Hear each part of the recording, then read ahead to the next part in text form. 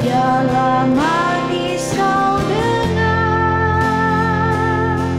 Tuhan, manis kau dengar, Tuhan, dan hatiku bersuka karenamu. Inilah yang ku renungkan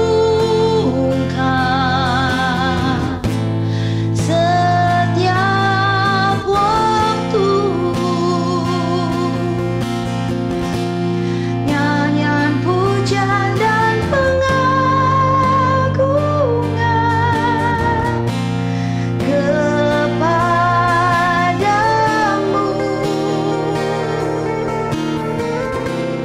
Biarlah manis kau dengar, Tuhan, manis kau dengar,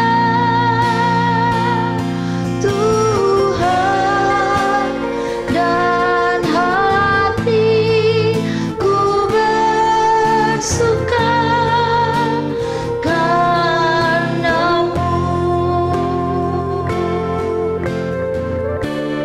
Inilah yang ku renungkan setiap waktu, nyanyian pujian dan pengagungan kepadamu.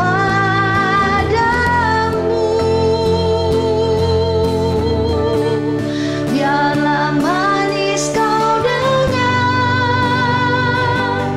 Tuhan, manis kau dengar, Tuhan, dan hatiku bersuka, dan hatiku bersuka, dan hatiku bersuka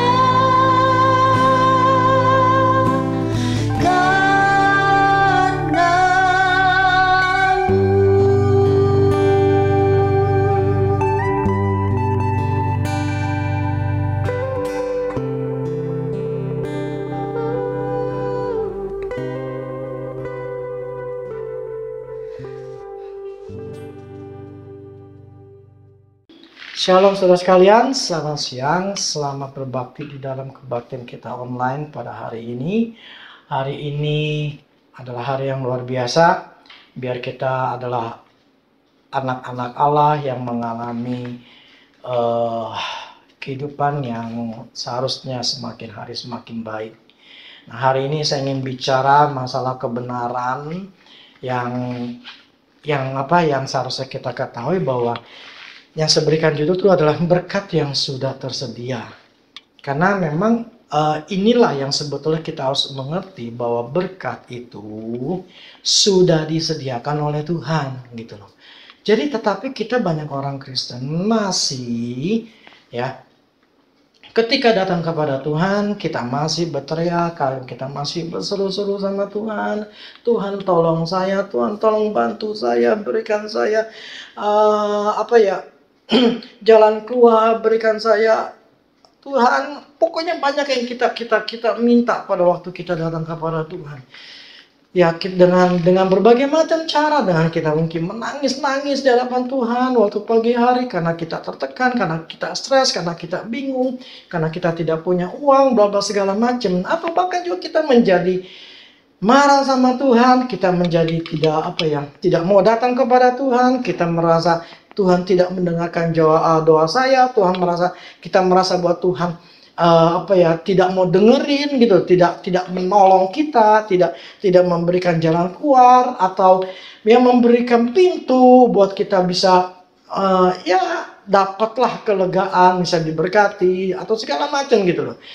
Atau mungkin kita yang sedang sakit, kita berdoa supaya kita sembuh, ternyata nggak sembuh-sembuh gitu loh. Nah, itu sebuah realita di dalam hidup kita, bahwa memang kenyataannya bahwa kita memang selalu meminta kepada Tuhan untuk diberkati, untuk minta kepada Tuhan untuk selalu memberikan seperti ya jawaban, pertolongan, hal-hal seperti itu yang selalu kita teriakan, kita berseru.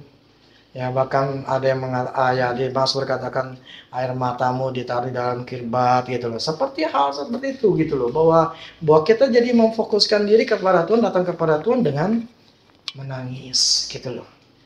Dengan berseru-seru kepada Tuhan, dengan tujuan supaya Tuhan itu kasihan sama kita. Itu yang banyak terjadi di banyak orang Kristen. Dan dulu saya pernah ngalamin seperti itu dan hidup seperti itu. Tetapi akibat kebenaran firman Tuhan ini membuat saya berubah.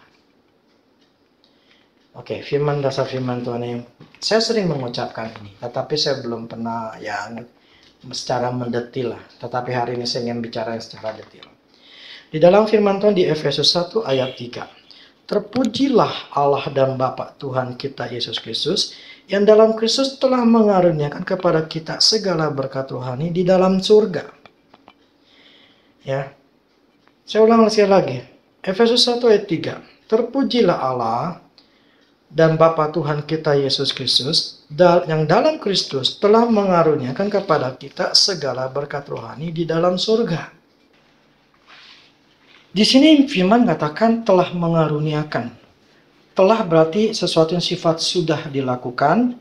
Mengaruniakan artinya memberikan.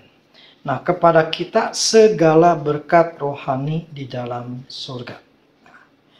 Oke ya, saya bahas dulu masalah arti kata berkat. Arti kata berkat dalam bahasa Indonesia, Kamus Bahasa Indonesia, itu adalah karunia atau pemberian dari Tuhan yang membawa kebaikan dalam kehidupan manusia. Jadi pemberian dari Tuhan itu memberikan kebaikan di dalam kehidupan manusia. Itu arti kata berkat gitu loh. Jadi berkat. Jadi berkat itu pemberian dari Tuhan yang memberikan kebaikan gitu loh. Nah, pemberian dari Tuhan itu mempunyai jenis yang beragam gitu loh. Bukan cuma satu jenis ya, misalnya dalam uang aja, bukan gitu ya. Nah, pemberian dari Tuhan itu pasti akan memberikan yang namanya kebaikan. Nah, kebaikan-kebaikan itu diberikan di dalam semua aspek kehidupan kita gitu loh. Jadi bukan satu macam gitu.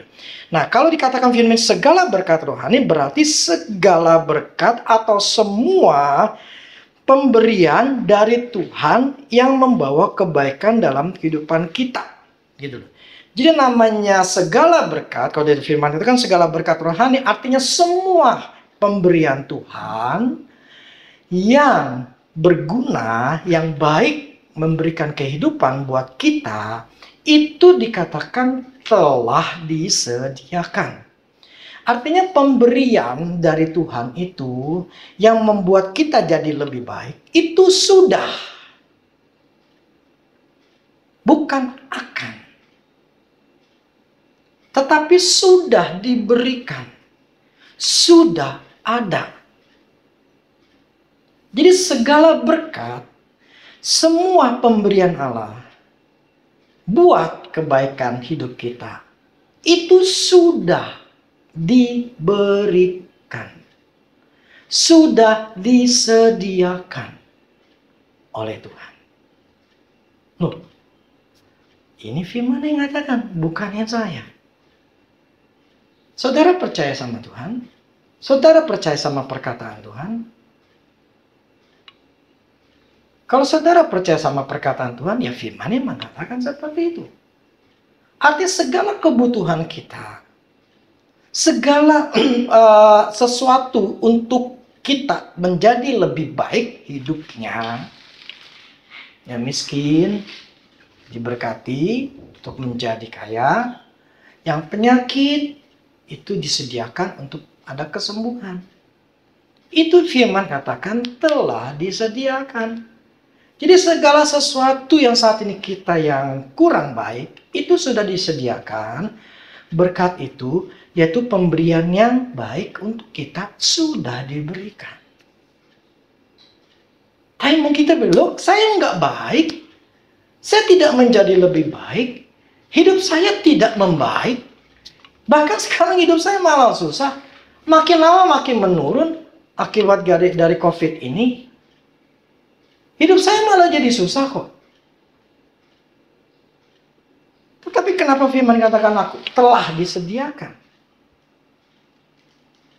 Nah inilah yang membuat kita orang Kristen jadi berpikir bahwa Tuhan itu belum sediain. Tuhan itu belum belum mikirin, belum memberikan, belum bikin rencana. Jadi ya buktinya saya belum dapat jawaban. Buktinya saya masih seperti ini. Buktinya segala sesuatu malah menjadi getting worse, menjadi memburuk. Bukan malah membaik. Kalau katakan Tuhan sudah sediakan, tapi faktanya dalam hidup saya tidak seperti itu.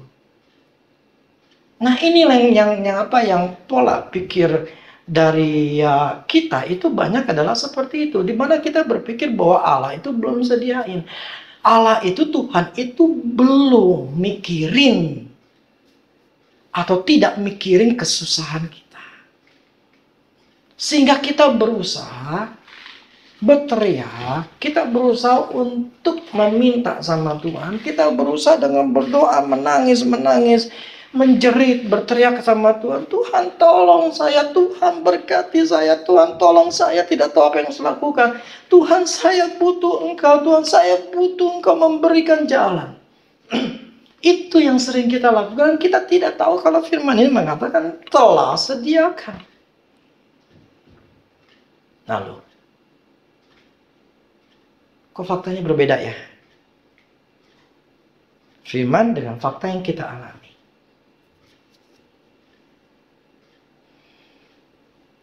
Tapi itu memang sebuah fakta di dalam hidup kita. Bahwa kita belum mendapatkan apa yang telah Tuhan sediakan. Kenapa? Apakah Tuhan yang salah? Apakah firman yang salah?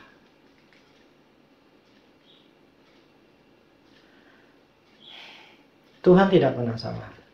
Firman-Nya ya dan amin. Berarti siapa yang salah? Kitanya. Problemnya, kita orang Kristen belum merubah cara berpikir kita. Makanya kalau Paulus katakan, perbaharuilah pikiranmu, akal budimu. Perbaharui, artinya dibaruin. Yang lama diubah jadi baru. Jadi pembaharuan itu artinya kita merubah pola pikir kita, cara berpikir kita tidak seperti yang lama, tapi berpikir yang baru. Nah ini yang saya ingin terapkan, yang saya ingin jelaskan bagaimana kita harus merubah cara berpikir yang baru. Cara berpikir yang baru sekarang adalah Tuhan sudah sediakan. Titik. Artinya apa? Kita tidak perlu merengek. Kita tidak perlu meminta-minta. Kita tidak perlu menangis-nangis. Kita tidak perlu melakukan sesuatu supaya Tuhan dengerin doa kita. Tetapi pola pikir kita sekarang, gua percaya Allah sudah sediain. Gua percaya Tuhan sudah sediakan. Tuhan sudah sediakan. Titik. Bagaimana caranya? Gua nggak tahu bagaimana caranya. Tapi yang gua percaya bahwa Tuhan sudah sediakan. Yang sekarang aku lakukan, yang harus aku lakukan adalah melangkah. Bagaimana cara melangkahnya? Pasti Roh Kudus akan kasih tahu. Yang penting saya terbuka aja. Nah, ini sebetulnya yang harus kita punya. Pola pikir, cara berpikir yang mengatakan Tuhan sudah sediakan jawaban buat hidup saya. Tuhan sudah sediakan caranya. Amin. Jadi ubah ini pola pikirnya ini dulu. Ubah dulu. Kalau nggak bisa nih saudara. Nggak nyampe, nggak sesuai sama Tuhan. Jadi firman ini, saya ingin jelaskan secara detail masalah firman ini. Karena seringkali saya berkata seperti Efesus 1 ayat 3, Efesus 1 mengatakan bahwa Tuhan sudah telah mengaruniakan. Tapi hari ini saya akan lebih jelaskan apa maksudnya. Jadi berkat itu adalah pemberian dari Tuhan yang mendatangkan kebaikan.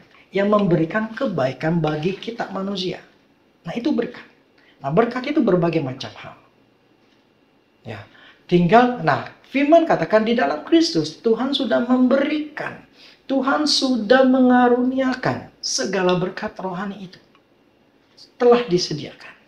Oke, itu pertama. Yang kedua masalah berkat rohani di dalam surga.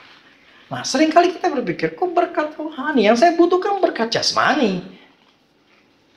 Yang saya butuhkan adalah sifat ini loh, saya lagi nggak punya uang, ini loh kerjaan saya lagi susah, ini loh saya lagi sakit, ini loh, ini anak saya nih lagi bermasalah nih suami saya, istri saya lagi bermasalah ini. Yang saya butuhkan tuh bukan rohani, berkat rohani. Yang saya butuhkan adalah faktanya, ya sekarang fakta yang ada di dalam dunia jasmani nih, bukan dalam berkat rohaninya gitu loh.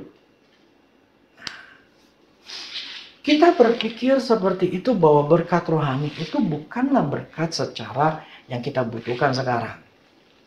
Nah, justru saudara, berkat rohani terlebih dahulu yang harus kita ngertiin. Nah, saya ingin bicara masalah rohaninya. Ya, berkat rohani di dalam surga.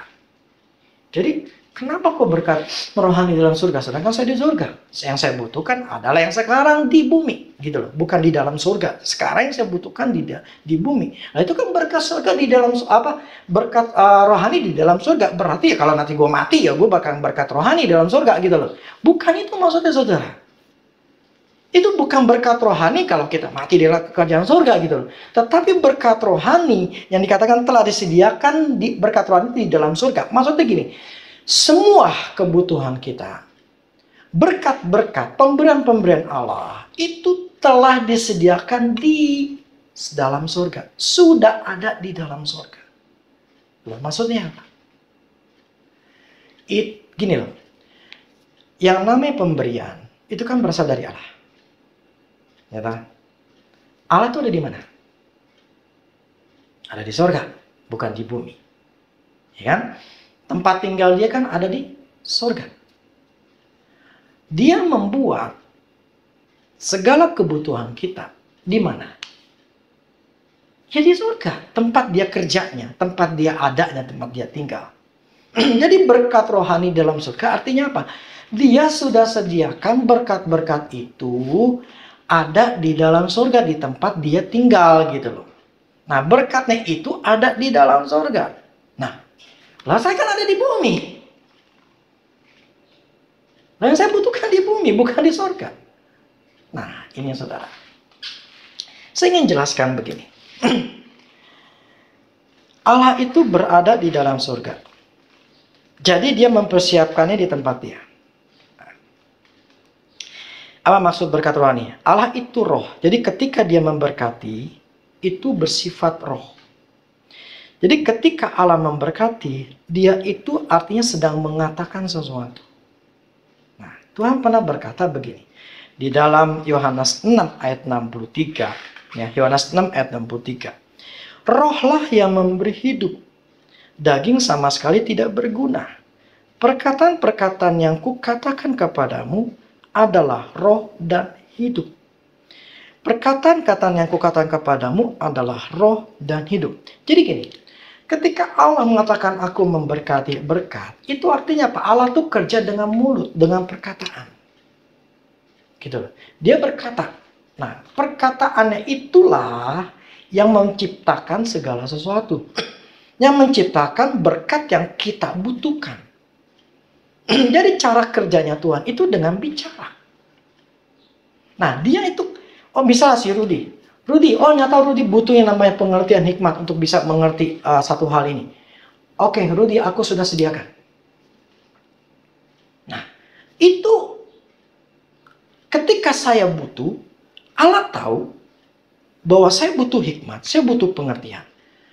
Nah, dia langsung mengucapkan, aku akan berikanmu, aku telah sediakan, bukan berikan, aku berikan kepadamu hikmat itu. Dan sudah tersedia. Nah, artinya apa? Itulah berkat rohani di mana Tuhan sudah berikan, sudah sediakan. Dan banyak hal dalam kehidupan kita. Nah, perkataan-perkataanku adalah roh dan hidup. Artinya apa? Perkataan Tuhan itu berbentuk roh. Tetapi roh berbentuk roh ini bisa hidup. Loh, bisa hidup gimana? Bisa memberikan kehidupan buat kita. Begini saudara. Mungkin saya ingin jelasin begini. Alam semesta ya, itu diciptakan melalui apa saudara? Cuman Tuhan ngucapin kan. Jadilah terang, jadilah langit, ya kan? Aku pisahkan yang nama daratan dengan lautan. Semua dilakukan dengan cara apa? Dengan mulut. Jadi kehidupan dimulai dari perkataan roh, dari roh. Jadi kehidupan dimulai dari roh. Jadi segala sesuatu yang terjadi dimulai dari roh terlebih dahulu. Cuma satu yang Tuhan menciptakan satu hal yang Tuhan tidak ciptakan dengan mulut, dengan perkataan. Dengan apa saudara? Apa yang diciptakan? Yang lain semua diciptakan dengan mulut, dengan perkataan. Tapi cuma satu yang harus diciptakan ya. Dengan, nggak cuma hanya pakai mulut. Yang dia ciptakan satu yang berbeda, yaitu manusia. Tuhan tidak mengatakan, jadilah manusia. Tidak. Tetapi Tuhan membentuk terlebih dahulu. Membentuk manusia terlebih dahulu. Dia bentuknya serupa segambar sama dia. Maksudnya punya kepala, punya tangan, punya kaki, dan sebagainya. Dia punya itu semua. Dia bikin itu semua.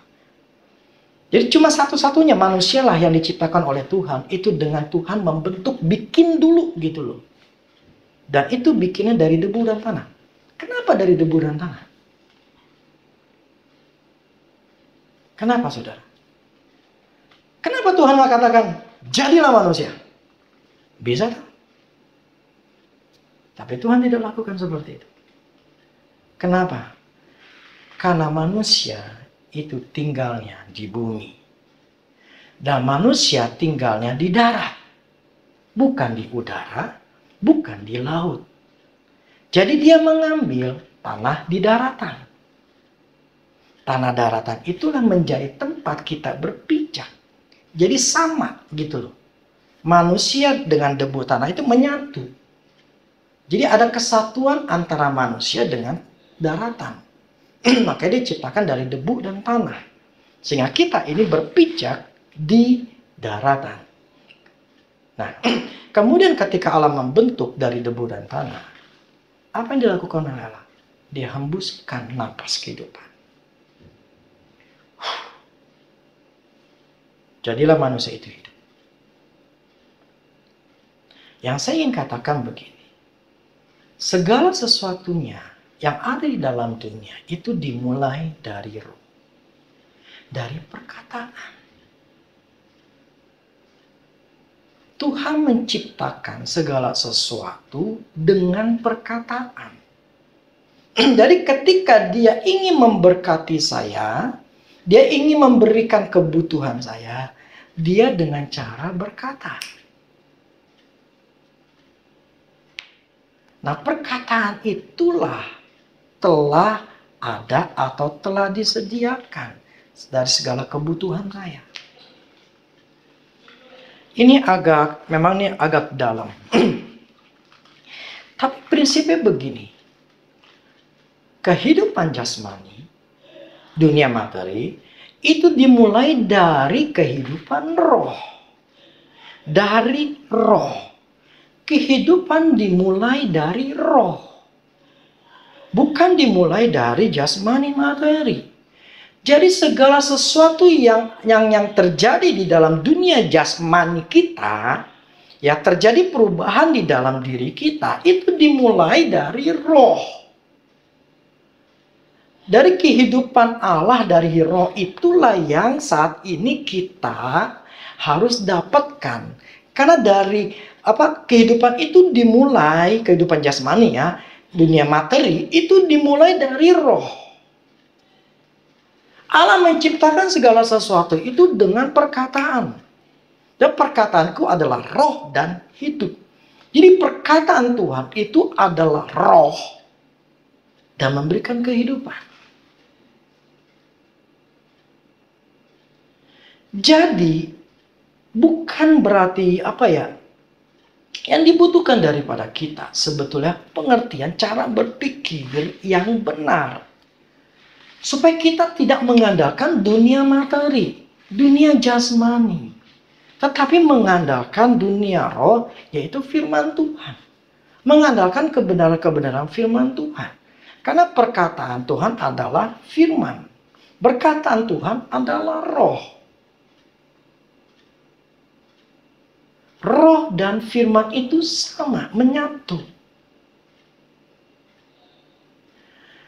Jadi, segala sesuatu Allah telah sediakan buat kita, tetapi di alam rohnya. Bagaimana di alam rohnya?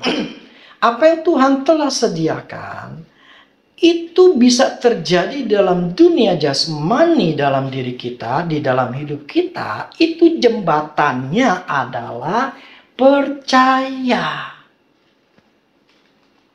Apa yang ada di alam roh yang tidak kelihatan, itu menjadi kelihatan. Jembatannya yang membuat itu terhubung, koneksinya, linknya, itu adalah percaya. Maksudnya apa percaya? Percaya bahwa Allah telah sediakan. Percaya bahwa Allah sudah berikan kepada saya. Jadi yang ada dalam diri kita adalah percaya, bukan lagi menangis, merengek, mempertanyakan Tuhan, kemudian ya khawatir, takut, bla bla segala macam gitu loh. Akhirnya kita bukan jadi percaya, tapi menjadi tidak percaya. Kenapa? Karena nggak punya pikiran, nggak punya pola pikir yang mengatakan bahwa Tuhan telah sediakan. Kau percaya, kau bisa, gua mampu. Nggak ada pikiran kayak begitu. Tetapi yang dipikirkan, gue mesti kuatin iman gue mesti punya iman yang tinggi, gue mesti doa puasa nih biar Tuhan dengerin gue mesti menangis seperti mata air yang ditaruh dalam kirbatnya di dalam Mazmur mau begitu. Jadi gue akan menangis supaya itu Tuhan akan menilai, supaya dia bisa berpunya belas kasihan sama saya. Seperti itu kan yang sering kali kita orang Kristen lakukan. Seperti dulu saya lakukan.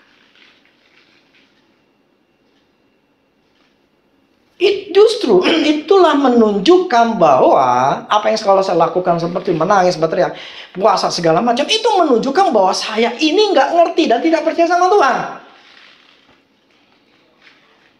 Tidak percaya bahwa Allah telah menyediakan.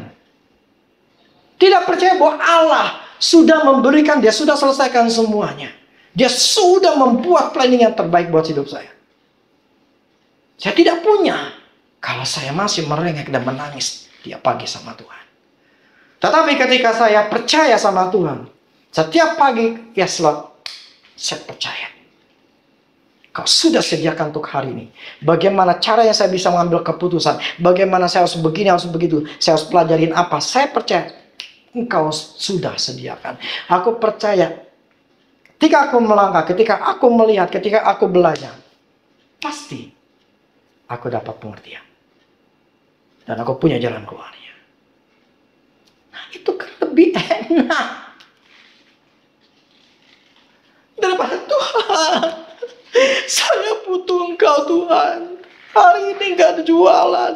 Hari ini gak bisa. Duit saya udah berkurang banyak. Tuhan, saya butuh. Tolong Tuhan. Bukakan jalan saya. Tuhan, bukakan. Enakan mana?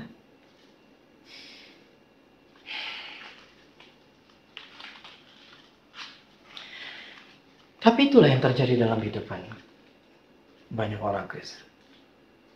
Banyak yang tidak percaya daripada percaya. Banyak yang tidak yakin daripada punya keyakinan. Ya, itu yang terjadi di dalam hidup. Ya, kita semua pasti pernah mengalami.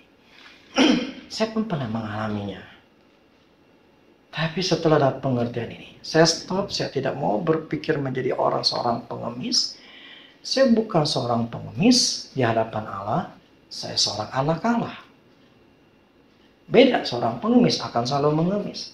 Seorang anak Allah selalu akan memegang perkataan atau mengambil semua apa yang menjadi hak saya sebagai seorang anak.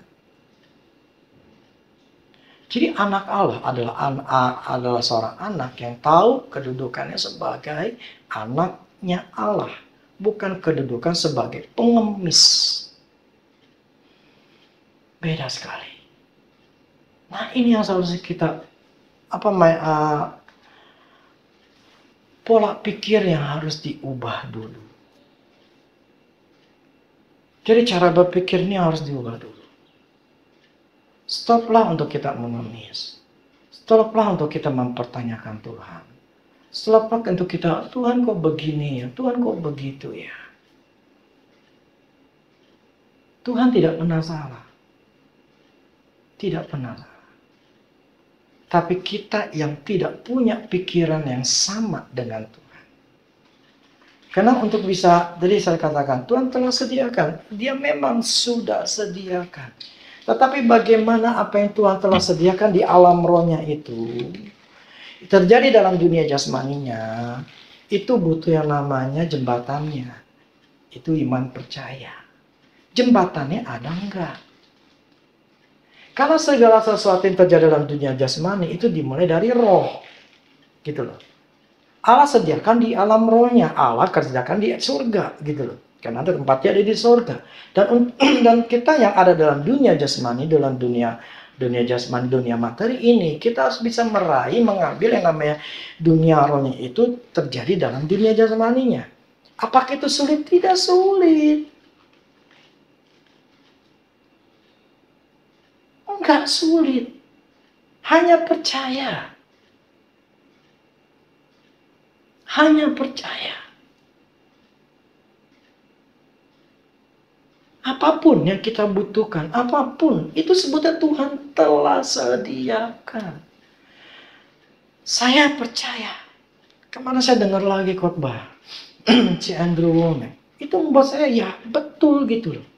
Ya untuk mengingatkan lagi. Dan ini saya ingatkan lagi sama kita. Bahwa Allah semuanya sebetulnya telah menyediakan segala kebutuhan, segala berkat yang kita butuhkan. Tetapi problemnya kita tidak menerima, ya bahkan ada sampai mati nggak terima berkat Allah, karena memang nggak berubah pola pikirnya. Cara berpikir itu nggak nyampe. Kenapa? Karena dia nggak mau berubah. Kenapa nggak mau berubah? Karena tidak mau pelajarin, tidak mau renungin. Saudara, untuk bisa berubah pikiran itu nggak mudah. Kenapa nggak mudahnya? Karena butuh kerelaan hati kita Nyediain waktu dan ngelepasin yang lama. Melepaskan pikiran yang lama, melepaskan karakter yang lama. Itu nggak mudah. Makanya tidak semua orang Kristen bisa mengalami perubahan gitu loh. Hidupnya selalu begitu-gitu. Kenapa? Karena nggak mau berubah pola pikirnya. Otak kita berubah, cara kita berpikir kita berubah, hidup pasti berubah. Nggak mungkin nggak. Kenapa? Ketika pikiran berubah, tindakan pasti berubah. Tadinya tindakan selalu tiap pagi nangis-nangis sama Tuhan, tetapi sekarang tindakannya berbeda. Tindakannya percaya. Makanya tindakannya jadi percaya, Tuhan baru bekerja. Iman tanpa tindakan mati. Jadi seseorang ketika bertindak, Tuhan bertindak. Seseorang diam, Tuhan juga diam. Yang bisa merubah nasib kita, hidup kita, bukan Tuhan. Siapa yang bisa merubah hidup kita, nasib kita? Seperti apa? Bukan Tuhan. Tuhan hanya punya rencana. Planning yang terbaik, rancangan yang masa depan yang penuh dengan harapan. Dia cuma hanya memberikan rancangan. Tetapi untuk orang nasibnya untuk bisa menuju ke rancangan Tuhan, ya orang itulah harus bertindak, orang itu harus melangkah. Dan untuk melangkah dia harus berubah dulu. Kalau mentalnya mental tempe, mental cuma hanya meminta, mental adalah penakut, pengecut, mentalnya gak berani melangkah, takut gagal, bla bla segala macam, yang mana bisa berubah lah. Mikir. Jadi dengan pengertian ini membuat saya sadar. Seringkali kita orang Kristen melemparkan tanggung jawab kita ke Tuhan. Biar Tuhan yang bertanggung jawab untuk merubah hidup kita. Tuhan yang bertanggung jawab untuk membukakan jalan buat kita. Tuhan yang bertanggung jawab untuk melakukan sesuatu atau menjawab setiap doa-doa saya. Kita melemparkan tanggung jawab itu semuanya kepada Tuhan. Tapi kita tidak melihat diri kita. Apakah kita melakukan bagian kita?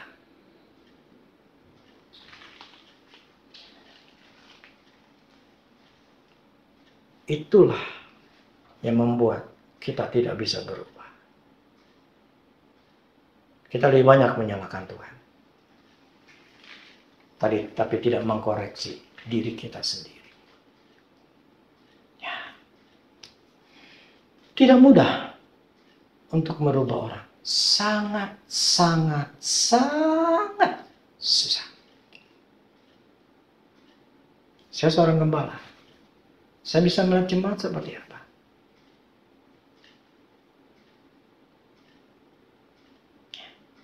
Saya bisa melihat orang yang berubah dan orang yang tidak berubah.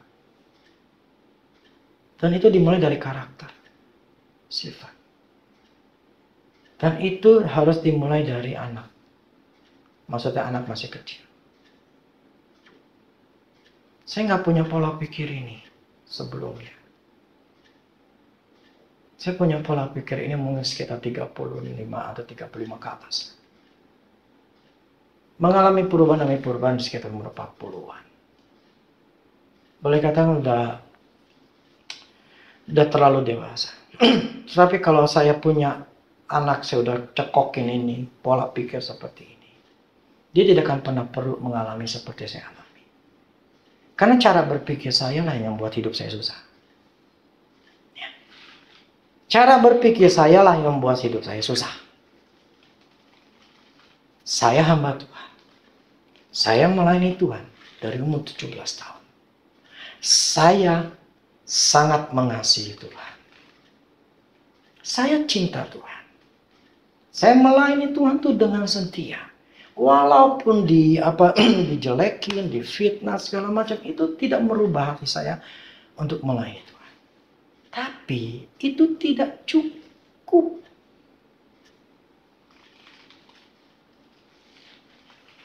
Tidak cukup hanya melayani Tuhan. Tidak cukup hanya cinta sama Tuhan.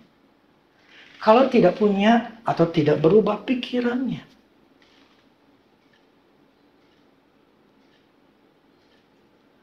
Hidup saya berubah karena saya berubah pikirannya. Plus istri saya berubah pola pikirannya. Karena keluarga tergantung suami istri. Kalau kita nggak berubah pola pikirnya, ya hidup saya tetap aja susah. Kita berdua melayani Tuhan. Kita berdua mengasihi Tuhan. Kita adalah orang-orang yang setia kok sama Tuhan. Tetapi itu nggak cukup. Tidak cukup. Merubah pola pikir, cara berpikir yang benar sesuai firman Tuhan, itu sangat tidak mudah. Saya melihat itu karena lihat diri saya. Dan saya melihat banyak di jemaat seperti itu. Hidupnya nggak berubah. Ya. Hidup itu pilihan. Tetapi saya mengambil keputusan, saya bisa merubah anak saya. Saya bisa membuat anak saya punya pola pikir yang baik.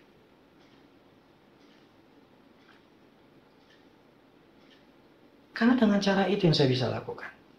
Untuk melihat hasil. Gini saudara. Kalau ketika kita mengajar kepada seseorang, kemudian ketika apa yang kita ajarkan kemudian dia lakuin, dan ketika dia lakukan dia mengalami perubahan, itu mau satu kesenangan. Jadi itu sebuah keberhasilan gitu loh, bahwa bisa merubah seseorang. Dan itu saya akui itu sangat-sangat sulit sekali. Gitu loh. Nah, jadi untuk merubah seseorang dengan pola pikir yang sama seperti firman Tuhan, itu butuh usaha yang sangat banyak. Kalau orang itu nggak punya waktu sama Tuhan, untuk ngerenungin bahwa dia tuh salah, bahwa cara berpikirnya salah, dia nggak ngerenungin. Udah nggak ngerenungin, kemudian oke lah renungin kemudian. Tapi dia masih ada pembelaan diri. Gue kan begini gara-gara dia. Gue kan begini gara-gara dia. Gue kan begini bla bla segala macam. Udah renungin tapi dia tahu bahwa dia yang salah, tetapi dia punya pembelaan diri. Dan tidak mau berubah juga. Ya sudah. Nikmati hidupmu yang susah. Jadi di sini saya sebagai gembala hanya memberikan khotbah, tetapi keputusan dari kehidupan mau berubah atau berubah itu kan orang itu masing-masing mendengarkan apa yang saya khotbahkan. Tapi saya berusaha dengan pengertian seperti ini, dengan konsisten untuk saya bisa lakukan. Karena pengertian ini bahwa apa yang setelah Allah sediakan itu tinggal saya ambil. Itu membuat saya jadi punya punya semangat, punya keyakinan. Gue gak perlu pusing-pusing. Gue percaya pasti Tuhan kasih. Kalau gue percaya sebabnya udah disediain. Tinggal gue gimana caranya. Nah ini yang seharusnya kita punya. Sekarang ubah pola pikir. Allah telah sediakan. Ingat otaknya Tuhan nih sudah kasih nih ya. Tuhan udah siapin. Jadi jangan takut ya, lu jangan khawatir ya, lu jangan berpikir negatif sama Tuhan, bikin pertanyaan sama Tuhan, bener gak? Lu mesti tahu. Nah, itu yang harus kita rubah, ngomong nih ke otak kita. Supaya otak kita itu nggak takut, nggak negatif. Saudara, ini nggak mudah. Untuk membuat pikiran kita itu percaya sama Tuhan, itu sangat tidak mudah. Itu butuh usaha yang cukup keras, yang cukup kuat untuk kita bisa mau berubah. Merubah otak ini.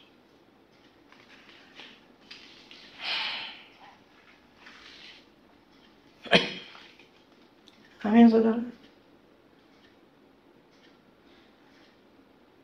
Oke, saya ingin satu ayat firman katakan begini. Di 2 Petrus 1 ayat 2 Petrus 1 ayat 3. Karena kuasa ilahinya telah menganugerahkan kepada kita segala sesuatu yang berguna untuk hidup yang saleh. Oleh pengenalan kita akan Dia yang telah memanggil kita oleh kuasa yang mulia dan ajaib. Kalau dalam bahasa Inggris ya di New King James ya, ini saya 2 Petrus 1 ayat 3 ini saya terjemahan New King James ya. Dikatakan gini, as His divine power has given to us. Jadi kuasa ilahi itu telah diberikan kepada kita.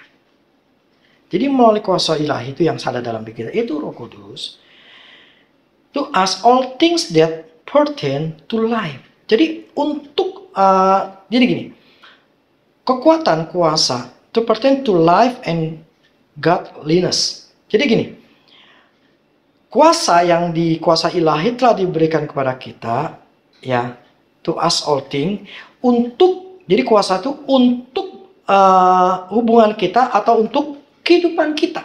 Dan godliness itu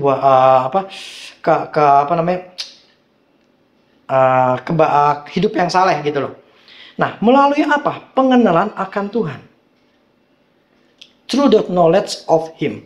Through the knowledge of Him. Jadi begini. Di firman di dalam 2 Petrus 1 ayat kita kayak gini. Di dalam kuasa yang sudah jadi gini. Tadi kan saya katakan gini. Allah sudah menyediakan, ya, Dia kerja melalui perkataan di alam rohnya, di kerajaan surga. Nah, segala sesuatu telah disediakan di kerajaan surga, itu di alam rohnya. Nah, bagaimana alam roh itu terjadi dalam dunia jasmani? Saya katakan itu adalah kepercayaan. Ini kan jembatan untuk percaya. Dan untuk percaya seperti itu butuh power, butuh kuasa. Kuasa yang merubah, kuasa yang menjadikan, karena gini, untuk merubah namanya alam roh tuh menjadi alam jasmaninya, itu butuh kuasa. Kuasanya itu adalah di dalam Roh Kudus. Itu butuh yang namanya percaya gitu loh. Jadi percaya bahwa ada di dalam kekuatan, di dalam diri kita ada Roh Kudus yang sudah di sini katakan telah dikaruniakan kepada kita kuasa itu supaya untuk hidup kita, untuk kehidupan kita yang sekarang masih di bumi gitu loh. Itu melalui pengenalan akan Tuhan. Jadi gini,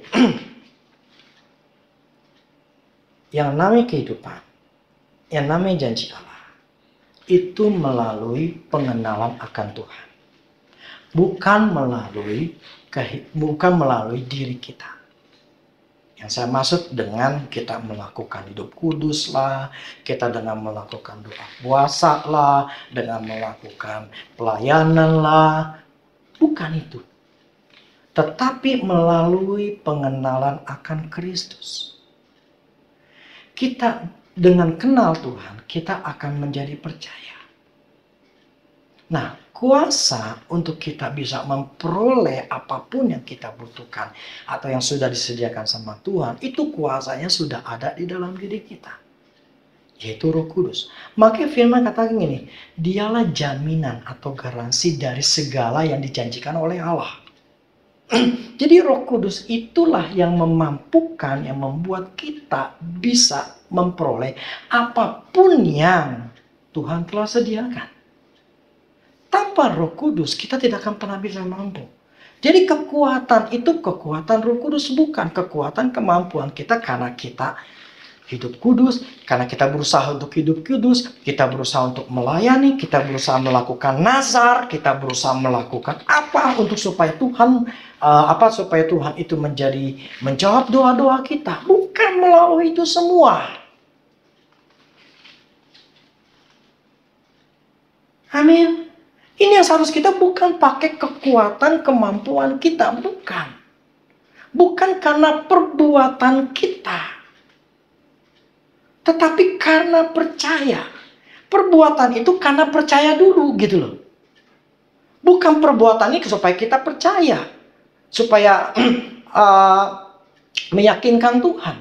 Supaya Dia menjawab doa kita, bukan. Tetapi karena percaya kita yang membuat kita melangkah, bertindak. Nangkep ya saudara? Jadi beda nih.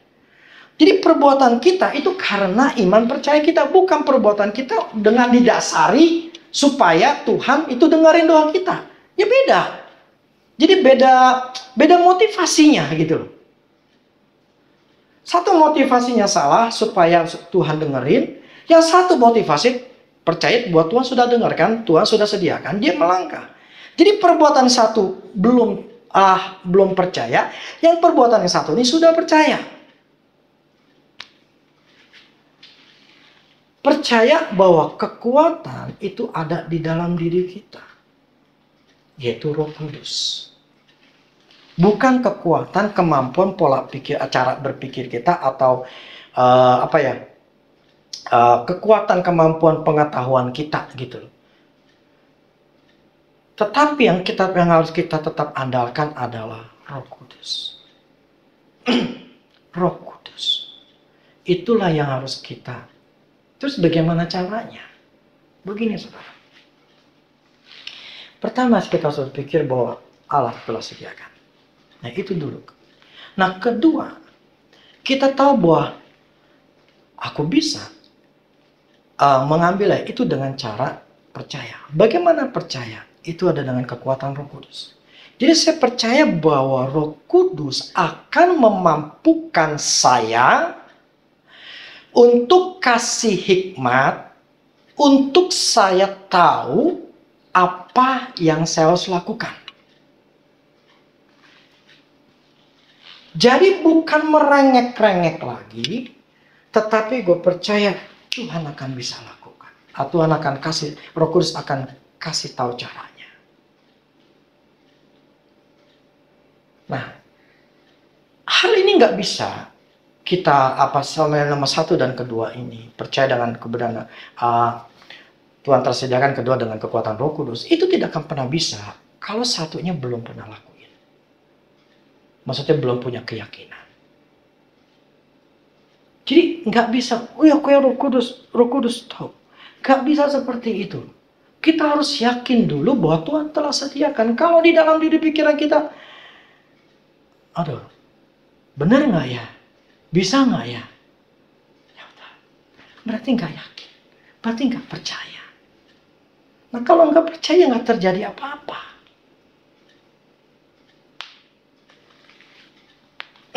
Jadi saya mengambil keputusan begini. Gue yakin, gue bisa. Kenapa? Roh Kudus akan kasih tahu gue waktu gue lagi belajar. Oh begini ya caranya, begini caranya. Oke Tuhan, saya bisa. Saya yakin, saya akan tahu hal-hal yang lebih lagi sehingga saya bisa berhasil.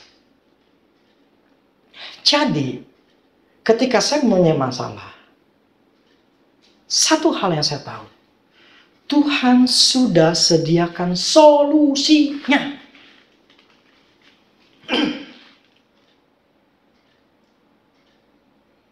Saya punya masalah. Tuhan sudah kasih saya, dia sudah persiapkan bagaimana cara solusi ini bisa selesai. Saudara, kenapa manusia diciptakan di hari ke-6?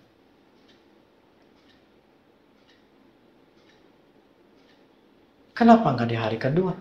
Kenapa di hari ketiga, hari keempat, hari kelima?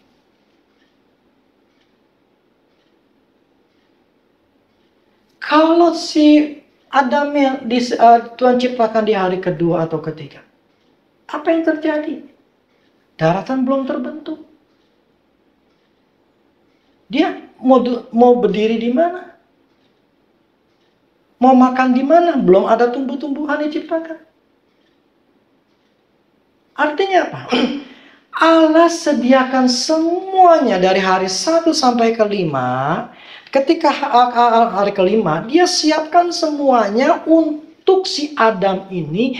Di hari ke-6 dia ciptakan, semuanya telah tersedia. Dia bisa makan, dia bisa berdiri di daratan, dia bisa makan. Artinya apa? Tuhan tahu sebelum gue ciptain Adam, gue harus siapin dulu kebutuhan dia. Dia butuh matahari, dia butuh makan, dia butuh minum. Dia harus disiapin dulu semuanya. Jadi ketika udah ada di bumi, semuanya sudah tersedia. Dan dia tinggal menikmati apa yang sudah aku sediakan. Itulah cara kerjanya Tuhan. Nangkep gak? Artinya apa? Tuhan itu sudah mempersiapkan segala sesuatu di dalam hidup kita ketika kita punya masalah. Dia tahu kita akan punya masalah. Dia tahu loh kita akan punya masalah. Karena dia pikir, aduh si Rudy pasti salah nih. Pasti entar rugi nih. Pasti dia akan bermasalah nih. Dan memang akhirnya saya bermasalah. Tetapi Tuhan sudah siapkan. Oke, dia pasti salah. Ya sudahlah. Aku siapkan solusinya. Supaya dia bisa beresin masalahnya. Kalau dia ngikutin, selesai itu masalah. Jadi sekalipun saya salah ngambil keputusan, Tuhan itu tahu bahwa saya salah, tapi dia pun sudah sediain cara solusinya saya untuk ngatasi masalah saya gitu loh.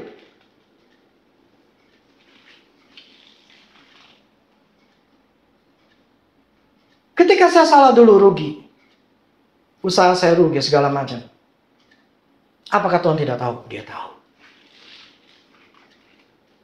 Tapi kemudian apa? Dia sudah siapin cara saya membayar utang-utang saya. Dia sudah siapin itu semua cara solusinya. Kemudian tinggal saya. Bisa enggak nih ngejalanin atau ngikuti jalan Tuhan supaya saya bisa mendapatkan solusinya. Nah, saudara. Dan itulah yang terjadi di tahun 2004-2005 itu. Pikiran saya dirubah dulu. Kenapa? Karena saya nggak mungkin bisa mengikuti jalannya Tuhan supaya saya jadi untung bisa bayar utang kalau otak saya nggak nyampe. Kalau otak saya tuh nggak bisa ngelihat. Dan memang akhirnya setelah otak saya sudah nyampe, akhirnya ketika saya jalan, saya dapat. Solusi saya dapat untuk bisa bayar hutang. Jadi sekarang itu membuat saya jadi semakin yakin, semakin percaya bahwa Allah itu sudah punya solusi buat masalah hidup saya. Nggak mungkin nggak punya, pasti punya gitu loh. Dan dia sudah sediakan di dalam hidup saya. Berarti apa? Tinggal otak saya harus percaya bahwa saya pasti bisa. Saya punya masalah, kita semua pasti punya masalah. Tapi bagaimana masalah ini bisa kita selesaikan? Dengan cara apa? Dengan cara kekuatan Roh Kudus, dengan cara kita percaya. Kalau kita cuma mengandalkan pikiran kita dalam otak kita, kita nggak bakal bisa gitu loh. Nggak bisa menyelesaikannya dengan mudah, malah jadi stres, tertekan. Dulu saya memaksa Tuhan. Tuhan, saya butuh ini. Saya pengen orderan ini supaya saya dapat. Saya berdua sepakat sama istri saya. Tuhan tolong supaya saya dapat ini. Saya dapat ini, Tuhan tolong. Faktanya loss. Gak dapat. Kenapa? Karena otak saya belum nyampe. Cara berpikir saya nggak nyampe. Jadi gini loh. Saya baru ngerti.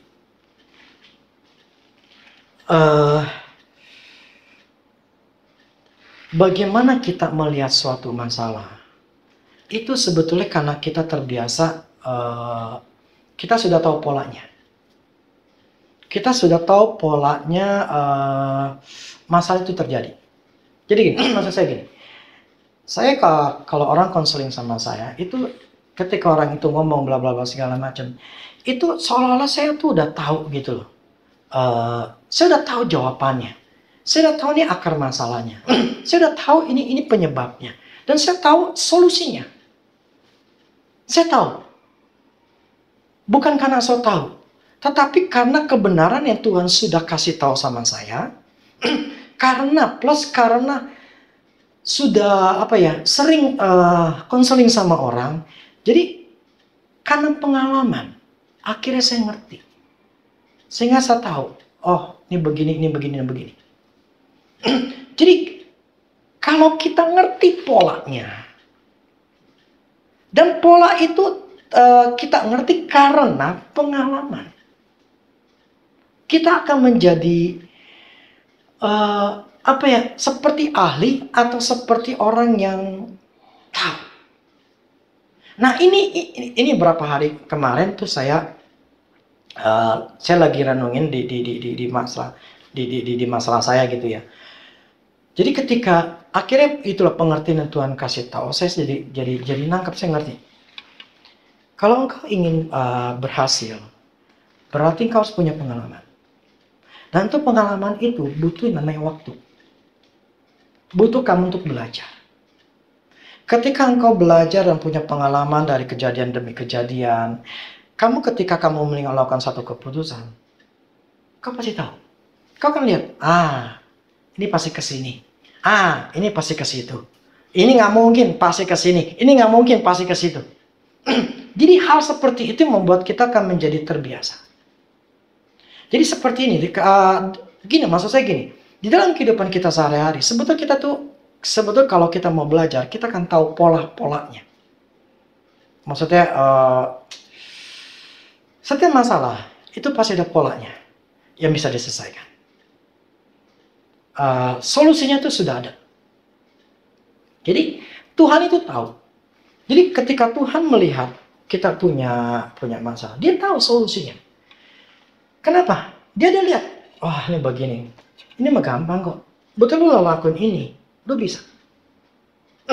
Jadi, saya pun ketika dalam konseling, ya, kalau kita sudah terbiasa, kita kan tahu, gue tahu nih caranya kok. Ini kacau begini pasti bisa. Yang saya maksud begini. Tuhan sudah punya solusi. Dan solusinya itu sebetulnya tidak sulit-sulit banget.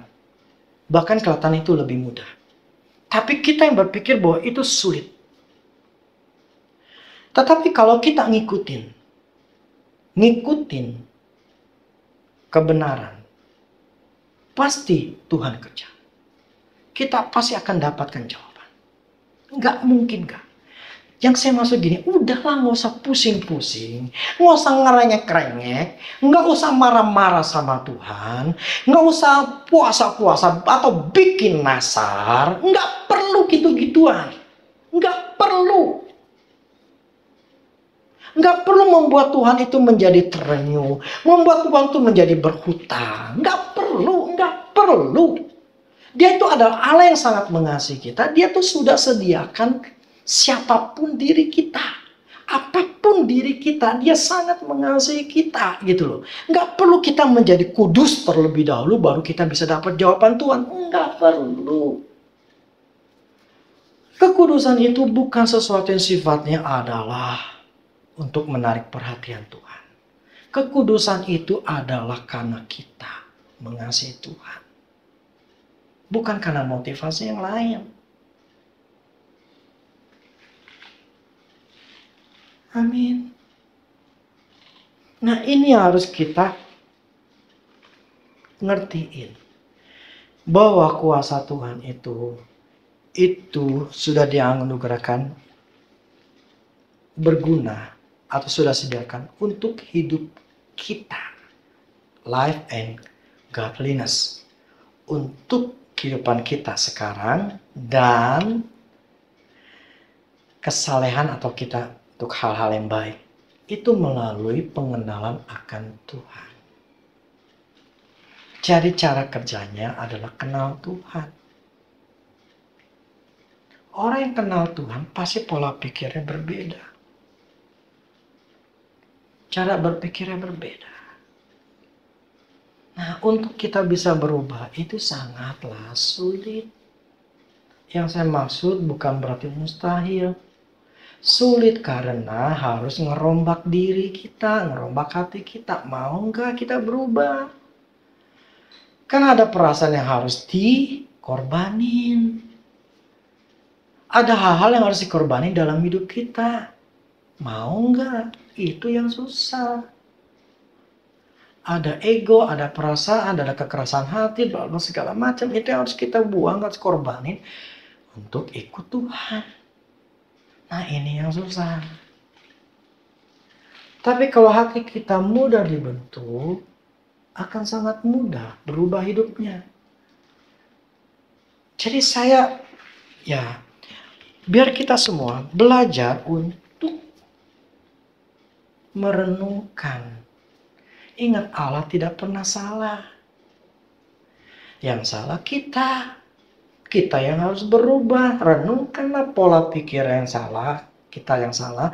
Karakter kita yang jelek. Sifat yang jelek itu yang harus kita rubah. Kalau kita nggak mau merubah, ya hidup kita akan sama. Amin. Jadi hari ini saya ingin jelaskan bahwa segala berkat itu artinya adalah pemberian dari Allah, pemberian dari Tuhan, yang memberikan kebaikan kepada manusia.